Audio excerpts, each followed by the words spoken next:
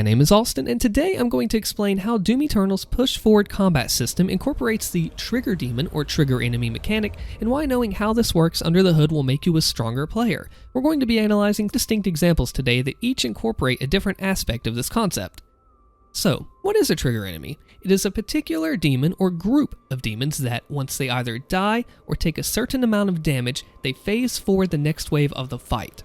In this case, Kako, Arachnotron, Kako. This is a really simple version, and we'll get into more detailed ones here in just a moment. This is a concept that was started in Doom 2016, but has carried over, perhaps more complicated in Eternal. Since every arena is different in this approach, and the amount and the threshold of demons in a trigger can vary, it makes the fights feel very dynamic. Many thanks to Siavash. If you look in the top left-hand corner of the screen, you'll see his tool at work. It shows what enemies are active, how much HP they have, and their importance in the wave. Trigger and fodder enemies make up what we call an encounter. They usually start by walking through some point, and then we need to progress the encounter, made up of waves or phases, to finish them and continue the level. But luckily for us, there are exact things that we know to do to progress the encounter, and today we talk about the most common one, trigger enemies. The scope of this video is more of an introduction to them. There are more advanced concepts around trigger enemies and encounters, so if you'd like me to make a part 2 to this video, just let me know after you check this one out. Let's dive right in. Calabar in Revolt.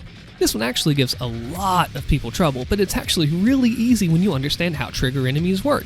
Firstly, you'll actually want to go in with 3 chainsaw, just to have the upper hand and make it easier on yourself. So firstly, we have a gargoyle that endlessly spawns in over time. Now, when 2 of the 4 eyes die, they trigger a pain elemental. Their spawns are static, they'll always be where they appear. When he dies, he triggers a second. The pain elementals, contrary to popular belief, are not infinite, only the gargoyles until you beat the arena. So what you do is you take out 2 eyes, meat hook chainsaw the first pain elemental, either on the left or the right, always one of those 2, to restock and then destroy the second on the other side. You have to keep an eye out if the left or the right one spawns first, but at least once you know that, you know where the other one will be. Then just finish ripping and tearing the arena. Knowing the concept of trigger enemies will make this battle easy. Next up, this one's a little more complex, but it's kinda cool how it works. So the next arena has 4 waves. It's the Archvile arena, and it's really cool how it works. So we're going to go over here first, and if you take a look in the top left-hand corner, we have the zombie and the imp, now more will spawn in. We have a Dread Knight, that is the lone trigger enemy of this wave. Doesn't matter how many of the fodder you kill, they'll keep spawning in, they will not phase the fight forward. Now this Dread Knight, he always spawns right over here, so we're going to go ahead and take him out. Look at the top left-hand corner. The arena will be going on to wave number 2.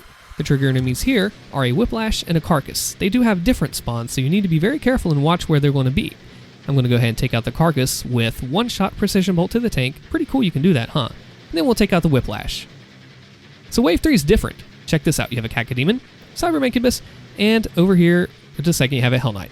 2 of these 3 must die. It's your choice to phase forward the arena. So we'll just do the Cacodemon first and then the Cybermancubus next.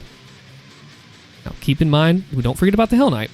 Now the Archvile has a dynamic spawn. There is 1 point, right here, or down below, which looks like where he is. I saw his fire there. Now we will go ahead and take out the Archvile, but remember, we still have the Hell Knight in this wave. Now when the Archvile dies, he brings in the final wave. If you left that Prowler alive, he will more than likely become a trigger enemy.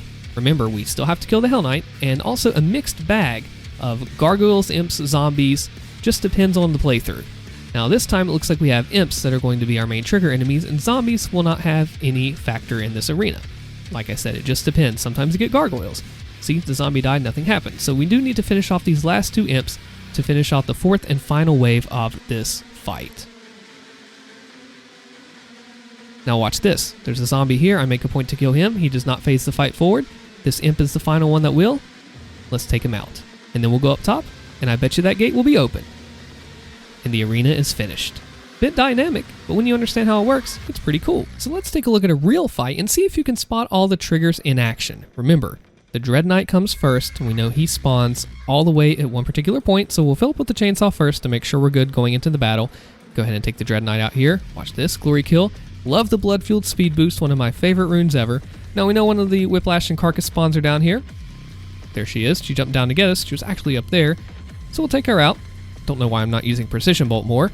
Throw an ice bomb, get out of that with the Carcass, and then make sure we come right over here. Look, the Hell Knight, perfect. Second wave done, first enemy of the 3rd down. Let's go back up. Now we have the Cybermancubus right at the top. I'm out of ice bomb, so we'll use frag to falter to go in for the blood punch. Take him out there. We'll leave the Cacodemon alive intentionally, that way I can show you that the Archvile still will spawn in no matter what. This is one of the spawns he has. We'll go in for the Crucible kill, get the mission challenge as well. The Prowler's right there. We know he's going to be a target, a trigger enemy. So once we take them out with the Crusher, using the environment to our advantage, we take out the Prowler, and we know it's only right here to finish out the arena. Mixed bag is dead. Arena is done. Did you catch the triggers in action? Let me know in the comments below if everything looks smooth to you. Now, in a real run, if an arena gives you a BFG, you should probably use it there. I just wanted to break this down and show you the triggers step by step. Now, the Cultist Space Master level intro is super interesting for a case study because there are about a million different alternative ways you can take these triggers. So let's keep it simple. Let's start here first. I want to see if you can find any. Okay, think about what might be the triggers, and I'll reveal it here in just a minute for the first part. Keep in mind, the first and the second are actually linked, but I'm going to treat this one firstly as a general playthrough, just as if you're running through the game. This Revenant will lead to a Cacodemon when it hits about half health, and then the Cacodemon, in this case when it gets a little bit under half, will bring in the Pain Elemental. Now that's not the only way to trigger it. We're going to go back and take a look at a more slower pace to see what could be. Now firstly, when one enemy dies, the Carcass comes in. Doesn't matter what enemy. When the second enemy dies, the Cacodemon comes in. If you leave these alive, or if you don't, all of this has impact on the second spawn below.